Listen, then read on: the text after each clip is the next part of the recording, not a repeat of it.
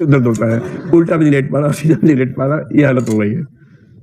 तो भय चीज है ना एक, तो भय की वजह से लोग अपने एटीट्यूड्स के विपरीत व्यवहार करते हैं। दूसरा ये है। तीसरा हो सकता है वैल्यूज, यानी कि मूल्य। ये एग्जाम्पल भी हमने एक बार डिस्कस किया था, और ये वही एग्जाम्पल है कि दो दुश्मन हैं, आमने सामने आ गए हैं, आज मौका है जान से मार देने का। अचानक उसे क्या बोला? तुम्हारी मम्मी कहती थी कि कितना भी बुरा व्यक्ति हो, यदि कोई तुम्हारे सामने भीख मांगे तो उसको माफ कर देना चाहिए। तुम्हारी ही परंपरा, तुम्हें दुहाई दे रहा हूं, रघुकुल रीत तुम्हारी है, बताओ न्याय करोगे या नहीं करोगे? आप सोचेंगे अरे यार इतनी बड़ी बड़ी बात कह रहा है। तो आपके ही मूल्य, आपके ही एटीट्यूड के बीच में आ गए, और इस वजह से आप विरोध नहीं कर पाएंगे। और इस वजह से कहते हैं कि वैल्यू सिस्टम भी एटीट्यूड्स और बिहेवियर के लिंक को कमजोर कर सकता है। इसके ना 50 एग्जाम्पल हो सकते हैं, आप बस घर जाके थोड़ा सोचिए इसका कौन सा और एग्जाम्पल हो सकता है। ऐसी 50 चीजें हो सकती हैं। इसका जो आपके सामने आएगा आगे चल के ना, अभी आप जैसे जेंडर इक्वालिटी खूब पढ़ लिया यहाँ पर, या पढ़ते होंगे, सोशल इश्यूज पढ़ते होंगे कि पुरुष महिला में बराबरी होनी चाहिए और वो सब चीजें होनी चाहिए, ठीक है, पढ़ तो लिया। अब चेतन वैसा का वैसा है जो बचपन से बना है। देखते देखते जब आपका शादी ब्याह हो जाएगा तो आपकी पत्नी या पति जो भी होगा, तो जो पत्नी होगी वो बार बार अपने अधिकारों का दावा करेगी कि भाई तुमने जीएस तो बड़ा अच्छे से पढ़ा था, सोशल जस्टिस वस्टिस ये चीज में टॉप करते थे, और उसमें लिखा था कि बराबरी होनी चाहिए। तो चाय फिर मैं रोज मैं ही क्यों बनाऊं? चाय बारी बारी बनाएंगे, सोम तुम्हारा, मंगल मेरा, बुध तुम्हारा, बृहस्पति मेरा, इस तरह से बनाएंगे। उस समय आपके मन में दो चीजें एक साथ आएंगी।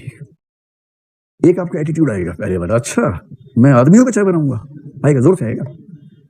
और ठीक उसी समय मूल्य आएगा अंदर से कि बराबरी होनी चाहिए, लेकिन समानता, आर्टिकल 14, आर्टिकल 15। और फिर आप पाएंगे कि आप गुस्से का जो घूंट होगा ना उसको पी जाएंगे, और फिर आप चाय बना के ले आएंगे। वैल्यू समझ में आ गया आप लोगों को? कैसे वैल्यू बीच में आती है, तो एटीट्यूड बिहेवियर लिंक कैसे टूट जाता है, ठीक है। चौथी चीज हो सकती है पर्सनैलिटी। पर्सनैलिटी यानी कि व्यक्तित्व।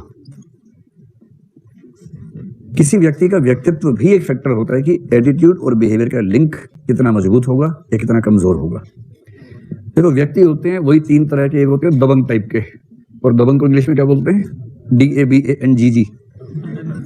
डबल जी होता है, सिंगल जी में सलमान खान पूरा नहीं आता है, डबल जी लगाना पड़ता है तब बनता है। दबंग के लिए डोमिनेटिंग। इसका ठीक विपरीत होता है दब्बू। दब्बू वो है जो बार बार सोचता है सवाल पूछ लूं क्लास में, फिर छोड़ो यार मर जाएंगे, क्या पूछना है। तो बताओ दबंग कौन होता है? जो बात बात पर सवाल पूछे या टिप्पणी दे, वो दबंग लोग हैं। हर क्लासरूम में 3-4 बच्चे दबंग होते हैं, सामान्य बात है।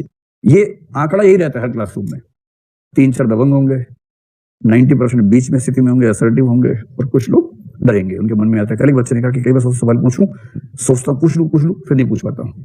ऐसे कई बच्चे होते हैं। तो बीच वाली जो स्थिति है वो क्या है? असर्टिव। असर्टिव, ठीक है, इसको असर्टिव ही लिख के जाएगा परीक्षा में।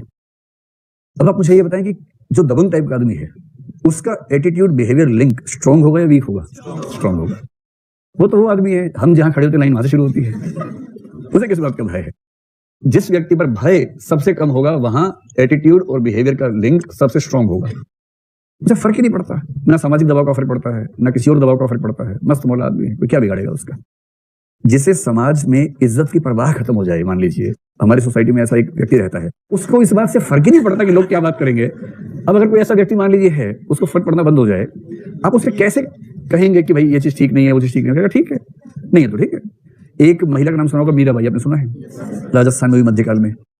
तो मीराबाई अपने लास्ट फेज में उस तरह की हो गई थी, दबंग टाइप की। तो एक बहुत रोचक एग्जाम्पल में, वो सड़क पे जा रही थी, उसके कपड़े ठीक नहीं थे उसकी बॉडी पर, तो किसी ने कहा कि भाई थोड़ा कपड़े ठीक से पहना करो। तो मीरा ने क्या जवाब दिया? अरे भाई अगर तुम्हें सच में लगता है कि मेरे कपड़े ठीक नहीं है तो देख कह रहे हो, नजर पे पर्दा करो।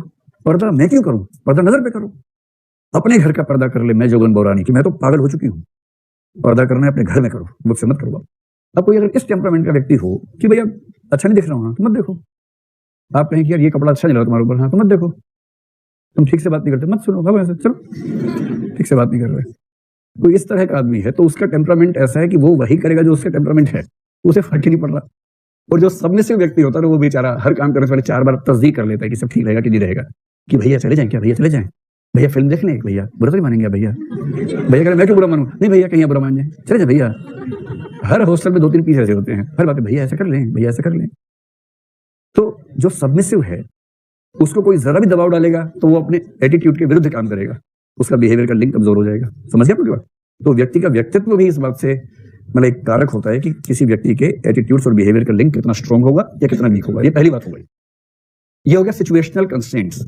सिचुएशन में हमने व्यक्तित्व को भी एक सिचुएशन रख लिया कि व्यक्तित्व भी अपने आप में स्थिति है ना, कि किसी का व्यक्तित्व स्थितियों से टकराने में कितना सहज है। किसी का जीवन समतल नहीं होता। ध्यान रखिए, आपकी जिंदगी में कभी ना कभी पहाड़ की तरह स्थिति आने वाली है। वहां पता लगेगा कि आपका व्यक्तित्व उन स्थितियों को झेलने में कितना सक्षम है। और अगर वह टूट जाते हैं तो इसका मतलब है कि कमजोर है। और यदि मुश्किल स्थितियां झेलते हैं तो इसका मतलब है कि क्या है, दम है। तो दम आपने तो हाँ जिगरा है।